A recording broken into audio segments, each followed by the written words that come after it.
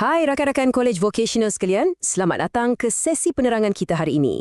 Kita akan sembang santai tapi mendalam tentang satu topik wajib untuk subjek CEB 3124, iaitu keperluan pengesanan kerusakan tahap 2. Anggap je sesi ini sebagai cheat sheet korang untuk bertukar daripada juruteknik biasa kepada pakar penyiasat kerusakan elektronik yang sebenar. Jom kita mulakan. Cuba bayangkan situasi ni. Korang tengah fokus kat bengkel. Pernah tak jumpa kerosakan papan litar atau PCBA yang sangat degil? Kes yang mana cara asas yang korang selalu buat tu langsung tak jalan. Dah periksa semua benda fizikal tapi litar tetap mati.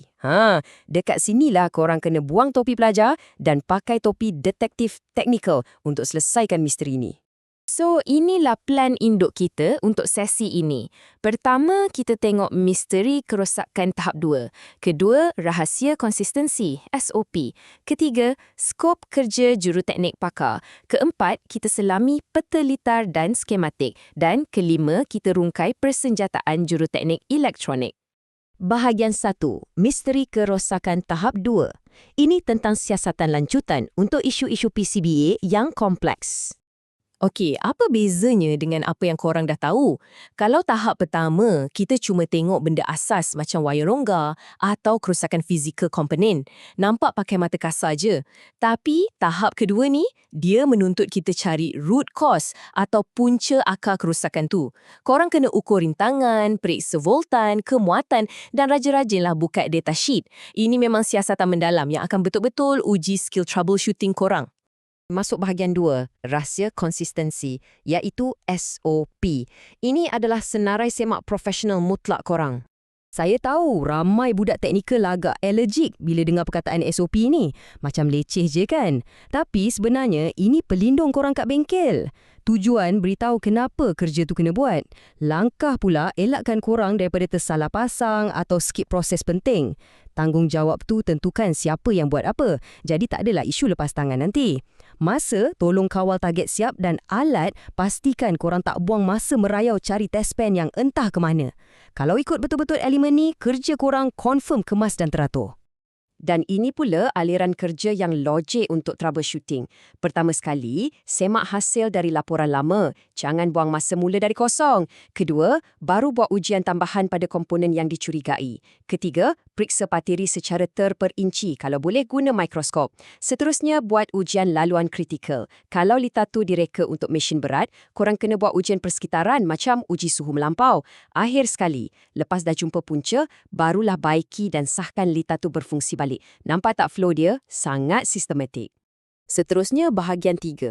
Skop kerja juruteknik pakar. Ini pasal menetapkan sempadan misi kerja kita. Sebagai orang teknikal, kadang-kadang jari tu gatal nak baiki semua benda yang nampak rosak depan mata kan. Nasihat saya, jangan tergoda. Menetapkan skop kerja yang jelas ni sangat penting supaya korang ada ketepatan fokus. Ia betul-betul menyelamatkan korang daripada burnout dan buang masa berjam-jam pada isu yang sebenarnya luar dari skop tugas. Bila batas tugas tu jelas, kerja korang akan jauh lebih efisien dan korang boleh pegang kawalan sepenuhnya ke atas projek PCBA tersebut. Kita beralih ke bahagian 4, peta litar dan skematik. Masa untuk belajar mentafsir peta elektronik. Kalau nak tahu, gambar raja skematik ni ibarat peta harta karun bagi seorang juruteknik. Ia menggunakan perwakilan abstrak, simbol dan garisan piawai antarabangsa. Kenapa benda ni penting sangat? Sebab dengan simbol standard inilah seorang jurutera kat Jepun dan korang yang kat Malaysia ni boleh faham litar yang sama tanpa sebarang halangan bahasa. Ia mengubah satu litar fizikal yang serabut gila menjadi satu lukisan yang ringkas dan sangat jelas. Sebenarnya, lukisan peta litar ni ada evolusinya tersendiri. Bermula dari lukisan blok yang sangat asas untuk tunjuk fungsi keseluruhan. Kemudian dia pergi ke lukisan litar untuk lihat logik fungsi tu. Diikuti dengan lukisan pemasangan untuk korang cari kat mana letaknya komponen secara fizikal. Seterusnya, barulah lukisan skematik yang ada nilai kadaran kuasa. Yang ni rujukan paling wajib masa korang tengah troubleshoot. Dan akhir sekali, reka bentuk litar fizikal tu sendiri iaitu reka letak PCB. Kelima-lima lukisan ni korang wajib faham dan hadam betul-betul. Dan yang terakhir, bahagian 5, persenjataan juruteknik elektronik. Macam mana nak bersiap sedia dengan alat yang tepat? Ibarat nak masuk medan perang, kita mula dengan alat memateri. Untuk tahap ni, solder biasa tak cukup. Korang perlukan rework solder station, penyedut timah atau saka dan solder wick untuk buang timah dengan ketepatan tahap pembedahan. Jangan lupa, flux pen dan solder paste wajib ada supaya timah cair tu cantik je lekat dan tak mudah beroksida. Tanpa senjata-senjata ni, kerja di soldering tahap 2 korang memang susah nak jadi kemas. Seterusnya, alat tangan pula. Ini penting untuk ketangkasan jari jemari korang kat bengkel. Cutter, long nose pliers, serta pelurus IC dan pembengkok kaki komponen. Alat-alat ni memastikan kaki komponen elektronik tu masuk ngam-ngam pada lubang PCB tanpa dipaksa. Dan sudah tentu, precision tweezer, ini literal nyawa korang bila terpaksa kepit perintang SMD yang saiznya halus macam beras tu. Akhir sekali, perisai dan alat ujian korang. Multimeter dan test pen tu memang dah jadi kawan baik. Tapi tolong perhatikan alat pelindung anti-statik atau ESD macam mat dan wrist strap ni.